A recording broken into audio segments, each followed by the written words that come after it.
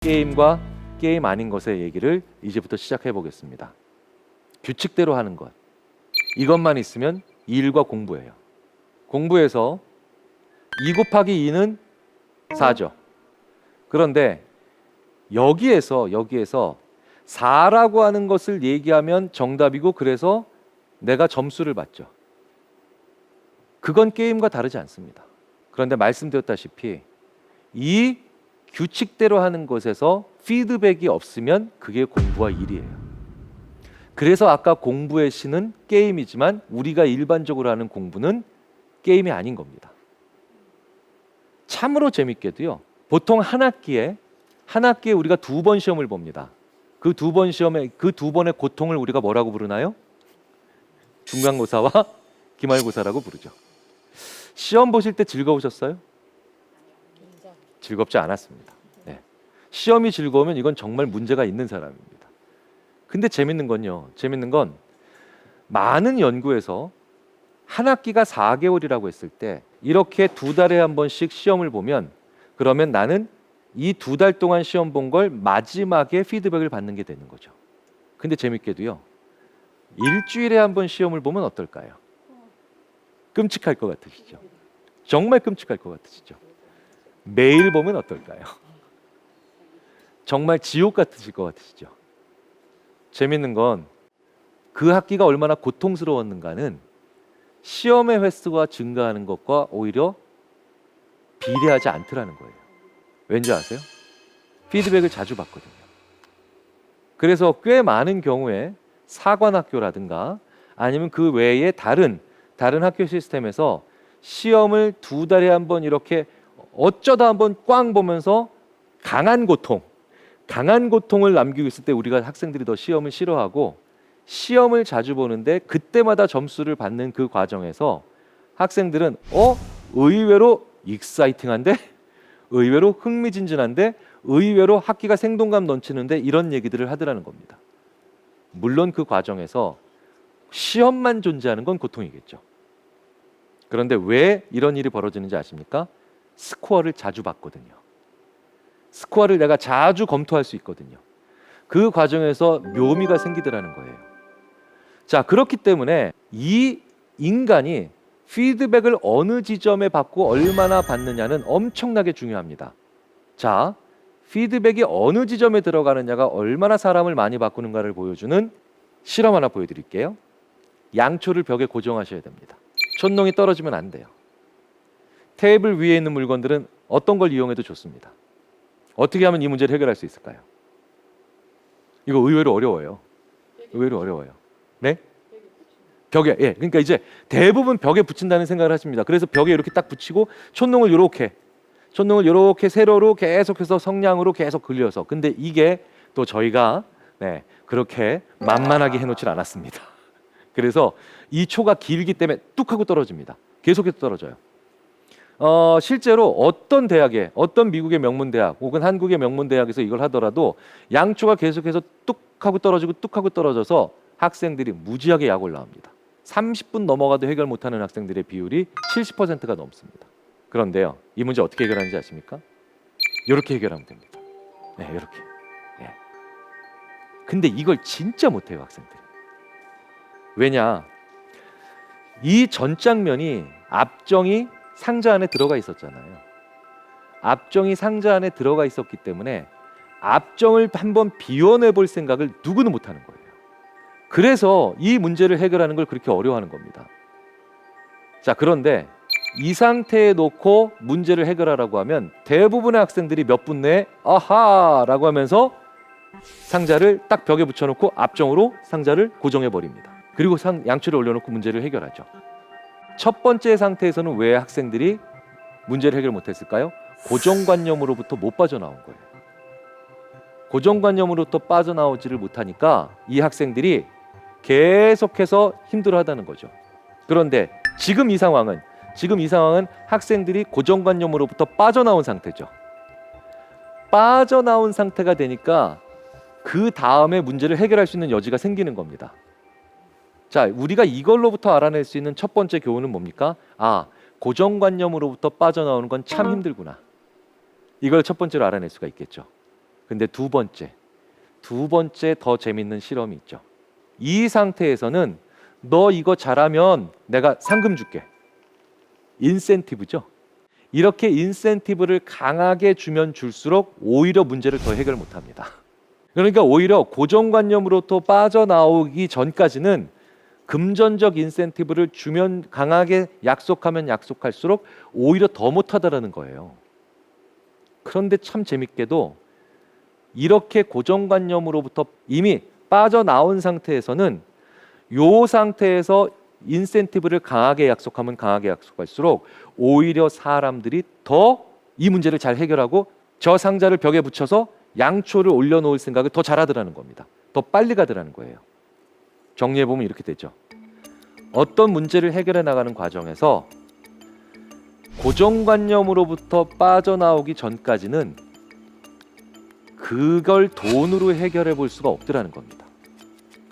돈 많이 줄게라고 하는 건 다 문제가 해결되고 난 다음에 돈 많이 줄게라고 한다는 건 결국 문제를 해결할 수 있는 방법이 아니라는 거예요. 그런데 이미 고정관념으로부터 빠져나왔어요. 그래서 이제 달려나가기만 하면 됩니다. 절로 가기만 해요. 그렇게만 그렇게 길이 남았을 경우에는 이제 돈을 세게 걸면, 상금을 세게 걸면 사람들이 더 속도를 내더라는 거죠.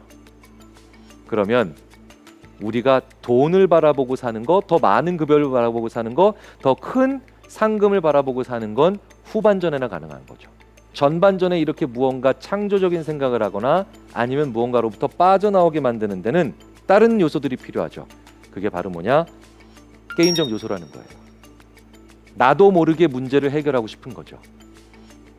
그게 최종적인 상금이 아니라 지금 이 순간의 느낌이나 지금 이 순간의 피드백에 훨씬 더 사람들이 초점을 맞춰야 된다는 겁니다. 저거 기억나세요? 한매 타자. 저는 정말 힘든 날을 보냈습니다. 독수리 타법 아시죠? 이거. 네. 진짜 차라리 내가 팔만대장경을 새로 만든다 막. 네, 이렇게 괴로워하면서 자판을 쳤던 기억이 납니다. 근데 좀처럼 자판에 익숙해지지 않더라고요. 그런데 어느 날 갑자기 그 아래 한글 메뉴에 한매 타자라는 게 있고 베네치아라는 곳이 있으며 거기서 갑자기 뭔가가 단어가 떨어져요. 단어가 떨어지는데 얘가 저 바다에 빠질 때마다 저 베네치아가 무너지는 거예요. 어라? 이거 봐라. 라고 하면서 저는 저 베네치아가 물에 잠기지 않게 하기 위해서 계속해서 저거를 하기 시작했고, 그리고 난 다음에 어느 순간 저는 갑자기 일주일 후에 제가 1분에 수십 타 수백 타를 치는 놀라운 경지에 이르렀다는 걸 발견합니다. 그런데 이렇게 해서 그렇게 1년 동안 대학교 3, 4학년 때 열심히 해도 안 익혀지던 자판을 이렇게 1, 2주 만에 능숙하게 다루고 난 다음에 저는 약간의 배신감을 느꼈어요. 이거 뭐지? 내가 아래 한글과 컴퓨터에 내가 지금 당한 것 같은 느낌. 그런데 저는 그 다음에 또 마이크로소프트에 당하게 되죠. 이것 때문에. 저는 대학교를 졸업하고 이제 자판에 익숙해지고 난 다음에 또 다른 난제를 만납니다. 이 마우스라는 걸 만났어요. 마우스라는 걸 만났는데 이 마우스가 좀처럼 어렵더라고요. 드래그 앤 드롭, 이게 안 돼요, 잘. 이걸 탁 집어서 이렇게 옮기는 게, 이 쉬운 게, 지금은 이렇게 쉬운데, 지금은 마우스 없이 컴퓨터를 쓰는 걸 상상도 못 하실 거 아니에요. 그런데 갑자기 또 시작 버튼 누르고 보조 프로그램에 보니까 게임이라는 데가 있어서 거기 보니까 카드놀이가 있습니다. 카드놀이를 누른 순간 저는 계속해서 마우스를 저 카드놀이를 하기 위해서 움직였고요.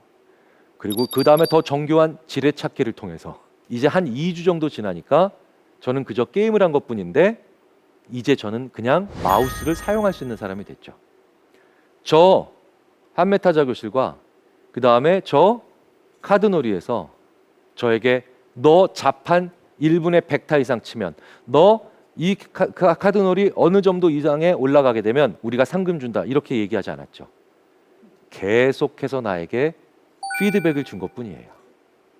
계속해서 나한테 너는 얼만큼 해나가고 있다는 걸 알려준 것뿐입니다. 우리가 무언가에 익숙해지고 무언가를 할 수 있는 단계까지 가면 그 피드백이 반드시 필요합니다. 이 피드백이 없는 게 얼마나 답답한 순간이 되는가를 제가 경험해 본 적이 있어요. 바로 이 장면이에요. 이게 바로 인베이더라고 하는 게임인데요. 이 인베이더라고 하는 게임을 할 때 제가 오락실에 갔어요. 10원짜리 동전을 넣고 이제 막 하는데 사실은 오락실에서 제일 많이 일어나는 민원이 레버가 고장 나는 겁니다. 버튼이 안 눌러지는 거예요. 그런데 그날따라 레버도 새로 고쳐 놓으셔가지고 주인 아저씨가 너무 잘 돌아가요. 버튼도 아주 부드럽게 눌립니다. 그런데 이거 웬걸 버그가 생겼는지 스코어가 안 올라가요. 그러니까 저는 게임을 하고 있는데 스코어가 안 올라가니까 갑자기 화가 나는 겁니다.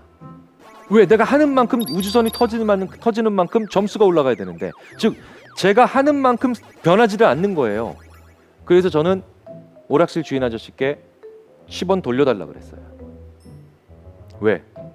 이건 더 이상 게임이 아니니까. 그런데 오락실 주인 아저씨는 말도 안 된다 그러셨어요. 지금 네가 버튼을 누를 때마다 지금 총알이 안 나가니, 네가 레버를 돌릴 때마다 우리 우주선이 안 움직이니, 그리고 저거 맞출 때마다 터지질 않니? 다 자들이 되고 있는데 스코어 안 나온다고 네가 지금 더 어떤 동전을 돌려달라는 게 말이 되니? 라고 얘기하고 있었죠. 자, 저는 지금 이게 게임이 아니라고 얘기하는 거고요. 그 사장님은 게임과 오락을 구분을 못하고 있는 거예요. 저는 이 행위가 좋아서 하는 게 아니에요. 이 행위를 통해 받는 피드백을 계속해서 받아가고 있는 데서 내 마음의 변화가 있으니까 그걸 좋아하는 거죠. 저는 TV도 좋아합니다. TV에서 재밌는 걸 보거나 TV에서 재밌는 걸 할 때마다 열심히 보면서 웃고 슬펐죠. 하지만 TV는 제가 아무리 레버를 돌려도, 그리고 아무리 버튼을 눌러도 바꾸지 않죠. 원래 자기의 컨텐츠를 그냥 내보낼 뿐입니다. 하지만 이 TV 화면처럼 생긴 스크린에서는 내가 할 때마다 세상이 바뀌는 거고, 내가 할 때마다 무언가 변하고 있다는 걸 나한테 알려주는 거죠. 그래서 스코어를 없애면 누구도 게임을 하지 않습니다. 왜 8년 전에 그렇게 애니팡에 심취하셨나요? 그 압도적인 사운드? 환상적인 캐릭터? 예술적인 그래픽? 아니죠. 계속해서 쌓이는 포인트와 급변하는 그 랭킹 속에서 내가 어디만큼 했고 얼마만큼 해왔고 어느 지점에 있는가를 알아가니까 우리는 그 가운데서 뭔가 재미를 느꼈던 거죠. 저는 그래서 이 게임과 오락을 구분하지 못하는 이 사장님, 게임과 장난을 또 구분하지 못하는 이 사장님과의 영원한 결별을 선언하고 다시는 그 오락실에 가지 않았습니다. 이건 말도 안 돼. 왜냐하면 저는 그때 정말 인류 문명의 가장 집약적인 곳을 오락실이라고 생각했거든요. 그런데 이것조차도 이해 못하는 분과 저랑 다시는 할 수 없다라고 했죠. 애니팡이든 인베이더든 모든 게임이 피드백을 지우면 그냥 노동이에요. 그냥 일입니다. 그래서 저는 이게 재미가 없었던 거예요. 그리고 할 의미를 못 찾았던 겁니다. 이후에 90년대든 2000년대든 제가 했던 수많은 게임들 역시 제가 어느 지점에 와 있고 얼만큼 했으며 앞으로 얼만큼 나왔는가를 계속해서 실시간 피드백으로 보여줬죠. 이 실시간 피드백을 보여주는 것을 우리는 게임이라고 부르고, 그것이 없으면 저건 그냥 무의미한 행동들일 뿐입니다. 자, 그렇다면 피드백이 얼마나 사람을 바꾸는가를 한번 보여드릴게요. 이 피드백이 바로 내가 남한테 하는 대화일 수도 있다는 걸 생각해보면 우리가 얼마나 게임을 통해서 배울 수 있는 게 많고, 그리고 이 피드백이 얼마나 중요한가를 알 수가 있죠. 자, 지금 보시는 저 게임은 80년대를 화려하게 수놓았던 팩맨이란 게임입니다. 고개를 끄덕이시는 분들은 전부 다 저걸 해보셨다는 얘기고, 그러니까 세대가 웬만큼 되셨다는 뜻이죠. 자, 그런데 이 팩맨은요, 유령으로부터 도망가는 거예요. 그러니까 회피하는 거거든요. 근데 재밌게도 점수는 쌓이죠. 점수는 쌓여요. 자, 재밌지 않으세요? 도망가는데 점수는 쌓여. 뭔가 좀 불일치가 있는 것 같습니다. 그래서 어려웠던 거예요. 그래서 힘들었던 겁니다. 잘 안 됐던 거예요. 왜? 내가 해야 되는 동작은 회피인데 점수는 쌓이고 있으니 접근하고 싶어지거든요. 자, 그런데 이 피드백을 한번 바꿔봅니다. 제가 개발자 한 분에게 부탁해서 실제로 어떤 기업에서 시연까지 해드렸어요. 점수를 미리 10만 점을 줍니다. 미리 10만 점을 주고 내가 유령으로부터 도망가는 그 거리가 좁혀질수록, 즉 회피를 잘 못할수록 점수도 뺏겨요. 우리가 점수를 뺏기는 결과는 회피하고 싶겠죠. 그러니까 동작도 회피고 피드백의 방식도 회피로 바꾼 거예요. 점수도요 뿅뿅뿅뿅하고 원래 게임처럼 쌓이는 게 아니라 미리 10만 점에서 뺏길 때마다 철커덩 철커덩 철커덩 하면서 가슴 철렁한 사운드로 바꿉니다. 3배 더 잘합니다. 행위의 종류와 그 다음에 피드백의 종류가 서로 호환성 있게 돌아가니까 3배를 더 잘하는 거예요. 근데 문제가 하나 생겼어요. 뭔지 아세요? 재미가 없어졌어요. 금방 그만두는 거예요. 우리 인생이 이래서 재미있는 겁니다. 어떤 일을 잘하게 만들기 위해서 게임의 요소, 그 행위의 요소와 혹은 일의 요소와 피드백의 요소를 합칠 수도 있죠. 서로 일치하게 만들 수 있습니다. 그런데 그 일치성이 너무 높아지면 이제 흥미와 호기심을 잃어버릴 수도 있더라는 거예요. 너무 뻔한 일이 돼버리니까. 그 사이에 어떤 지점을 찾는 게 우리가 해야 될 일들입니다.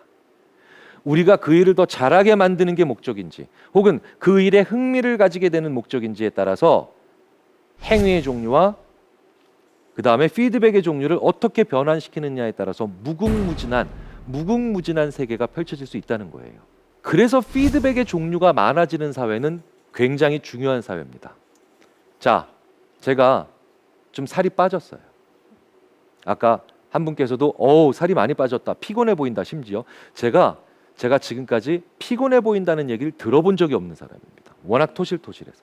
그래서 저도 한번 살을 빼보자 라고 했는데 살 뺄 때 진짜 힘든 게 바로 저 BMI 지수를 보시는 겁니다. 저게 제 거예요. 88kg였습니다. 88kg. 그런데 88kg에서 제가 열심히 살을 빼봤습니다. 78kg까지 빼봤어요. 얼마나 각고의 노력을 했겠습니까? 왜 제가 88에서 살을 뺐는지 아세요? 제가 비만이래요. 그런데 조금만 더 찌면 이제 고도 비만이래요. 몇 달 동안 열심히 감량을 하고 운동을 해서 저는 78kg가 됐어요. 엄청난 거죠. 그런데 여전히 비만이에요. 제가 저기서 진짜 화가 나오더라고요. 제가 1978년에 그 오락실에서 느꼈던 분노를 여기서 또 느꼈습니다. 왜 나는 10kg나 이동했는데 스코어에는 변화가 없는 거죠? 갑자기 살을 빼고 싶다라는 게 아니라 그냥 다시 10kg 찌우고 싶다는 생각까지 들더라니까요. 그런데 그때 게임을 이해하고 있었던 다른 심리학자 한 분이 저한테 이럽니다. 너 이제 더 이상 살 못 뺄 것 같지? 이건 말도 안 돼. 그리고 어떻게 이 세상의 인간을 5종류로 나눠? 그런데 그 심리학자가 저한테 이렇게 얘기하죠. 게임으로 바꿔봐. 그게 무슨 얘기인가 했어요, 저는. 그런데 다른 얘기가 아니더라고요. 다이어트 체중계를 사래요. 다이어트 체중계를 사니까 체중계가 문제가 아니라 체중계에 연결된 스마트폰의 앱이 절묘하더라고요. 저는 BMI라고 하는 전혀 게임적이지 않은 그 피드백 시스템 내에서 무려 10kg나 감량하는 노력을 했고 여정을 거쳤지만 전혀 변하지 않는 급간 내에서 완전 비게임적인 상처를 받았죠. 그런데 여기에 보니까 하루의 저의 상태와 저의 걸어온 길 그리고 얼만큼 했고 얼마나 남았는가를 보여주는 게임 스코어가 무려 10종이 넘게 나오더라고요. 그래서 저는 재미있게도 체중에서 상처받고 체질량에서 게임 즐기며 체질량에서 다시 변화 없으면 주행 거리나 아니면 운동 횟수에 여전히 그러니까 동기부여를 받습니다. 그리고 정 안 되면 하루에 몇 번 얼마나 서 있었냐를 보고도 또 흐뭇해하죠. 그럼 이렇게 되면 저는 어떻게 됩니까? 동기부여라는 게 되죠. 그래서 저는 4kg를 더 빼서 이제 74kg에 들어와 있고요. 그래서 저는 5년 전에 샀던 32 허리 사이즈 바지를 드디어 다시 꺼내서 입을 수 있는 행복감을 누리고 있죠. 바로 이게 게임적 요소를 이해하는 사람들이 만들어낸 제품을 통해서 우리가 좀 더 지혜롭게 그리고 원활하게 삶을 살아가는 겁니다. 우버도 마찬가지죠. 우버가 왜 성공했을까요? 게임이라서 성공한 거예요. 우버는요, 들어가는 도시마다 그 나라의 택시 산업을 평정하죠. 왜겠습니까? 쉬워서, 혁신적인 신기술이라서. 우버에 어디 그런 게 있나요? 이미 택시는 손만 들면 오면 지구상에서 가장 편리한 운송수단이었어요. 예매할 필요도 없죠. 그렇죠? 정류장에서 기다릴 필요도 없습니다. 그런데 왜 우버는 사람들이 한 번만 써본 사람이 없고 한 번도 안 써본 사람만 있다고 얘기할까요? 우버가 게임이라서 그래요. 게임. 끊임없이 나한테 오죠. 끊임없이 나에게 얼만큼 왔고 얼만큼 남았고 어느 지점에 있는가를 보여줍니다. 이게 바로 게임이고 실시간 피드백이죠. 디지털 트랜스포메이션이라고 합니다. 많이들 들어보셨을 거예요. 이 디지털 트랜스포메이션이라고 하는 미래 사회의 가장 중요한 키워드가 사실은 심리학자들한텐 계속해서 끊임없이 나한테 오는 실시간 피드백입니다. 그래서 우버에서 눈을 뗄 수가 없는 거고, 지금 우리가 쓰는 모빌리티 서비스들도 대부분 이런 시스템을 쓰고 있는 거죠. 그리고 이건 지하철에서도 발견됩니다. 지하철에서 어떤 메시지 때문에 우리는 더 이상 어두운 플랫폼을 쳐다보지 않을 수 있을까요? 바로 이것 때문이죠. 전역을 출발한 열차가 이제 나에게 있는 곳으로 끊임없이 오는 거죠. 이것도 다 게임이에요. 그렇다면 이 게임의 요소인 피드백은 이렇게 정의가 돼야 되죠. 3분 후 열차가 승강장에 들어옵니다. 라고 90년대와 2000년대 초반에 영무원께서 말씀하시면 그 3분 동안 우리는 이제 어떠한 피드백도 받지 못한다라고 오히려 생각을 해서 어두운 터널 끝을 쳐다봤거든요. 갭이 생긴 거예요. 갭이 생긴 겁니다. 빈 공간에 아무것도 없기 때문에 우리가 거기에 빠져서 허우적될 수 있기 때문에 우리는 그 갭을 싫어하죠. 그래서 우리는 열차와 승강장 사이에 공간이 넓으니까 발을 조심하라고 하지만 영어권에서는 mind the gap 이렇게 표현합니다. 그 갭에 유의하라. 왜? 우리는 그 갭이 싫으니까. 그 갭을 채워줄 수 있는 메시지들이 바로 피드백이고, 그리고 그 갭을 계속해서 채워나가면서 우리는 뭡니까? 좀 더 부드러운 연속으로 삶을 살아갈 수 있고 계속해서 그 방향을 추구할 수가 있는 거죠. 우리는 왜 도토리를 사면서까지 비트코인의 전신이라고 불릴 수 있는 이 도토리를 사면서까지도 왜 싸이월드에 열광했을까요? 바로 이 싸이월드가 계속해서 우리한테 지금 너의 일기장에, 너의 기록에 얼마나 많은 사람들이 관심을 가지고 있는가를 보여주는 실시간 피드백이었기 때문입니다. 미래 사회는 피드백을 주는 사회냐 아니냐로 결정이 날 겁니다. 기술은 이제 대부분의 사회가 근접돼 있죠. 그리고 우리 아이들이 이제 시험을 보고 수능을 보지만 수능 시험 장소에 들어갈 때 가지고 들어가면 절대 안 되는 물건이 바로 뭐겠습니까? 스마트폰이죠. 왜? 걔가 전국 1등이기 때문이에요. 어찌 보면 참 서글프죠. 스마트폰만 들어가면 누구나 1등하는 전국 수석을 하는 시험을 우리 아이들 수십만 명이 몇 년씩 준비해서 줄을 쓴다는 거예요. 속상하지 않으세요? 저는 속이 상합니다. 우리의 아이들은 점점 줄어들고 있어요. 그 비율은 이제 인정해야 되는 시점이죠. 고령화 시대는 막는 것이 아니라 인정해야 되는 시대라고 얘기가 할 정도니까요. 자, 그렇다면 우리의 아이들 한 명 한 명이 다 금쪽 같은 아이들 아닌가요? 우리 아이들 한 명 한 명은 다 금쪽 같은 아이들이에요. 중국에 비해서 10분의 1도 안 되는 인구, 20분의 1도 안 되는 인구를 가지고 있는 우리는 아이 한 명 한 명을 다 승리자로 만들고, 그리고 다 자기 의미를 가지고 있는 아이로 만들어야 되겠죠. 자, 그렇다면 수능이라고 하는 하나의 피드백 없는 이 줄 세우기를 통해서 극소수의 아이들만 피라미드 상에서 위너를 만들고 나머지 아이들이 모두가 패배자가 되는, 모두 루저가 되는 이 시스템은 한번 우리가 스스로 한번 심각하게 고민을 해볼 필요가 있지 않겠습니까? 내 아이는 수능 보지 말라는 얘기니? 아니면 대학 입시를 거부하라는 얘기야? 저는 그런 뜻으로 드리는 말씀이 아니라 우리 아이들이 얼마나 좋은 피드백을 받고 있는가에 대해서 한번 고민을 해보자는 거예요. 정말 우리 아이들은 다양한 피드백을 가지고 받을까요? 정말 다이어트 체중계에서 그 여러 가지 걷기, 체질량, 그 다음에 윗몸 일으키기, 서 있는 시간, 이런 다양한 피드백을 받으면서 저는 훨씬 더 다이어트에 성공할 수가 있었는데, 이 다이어트 체중계의 피드백을 주는 지표 몇 가지만 다양하게 가져도 이런 효과가 일어난 우리의 삶에서 정말 우리 아이들은 그 다이어트 체중계보다도 못한 피드백 시스템이 있는 게 아닐까요? 고민해 볼 필요가 있는 거죠.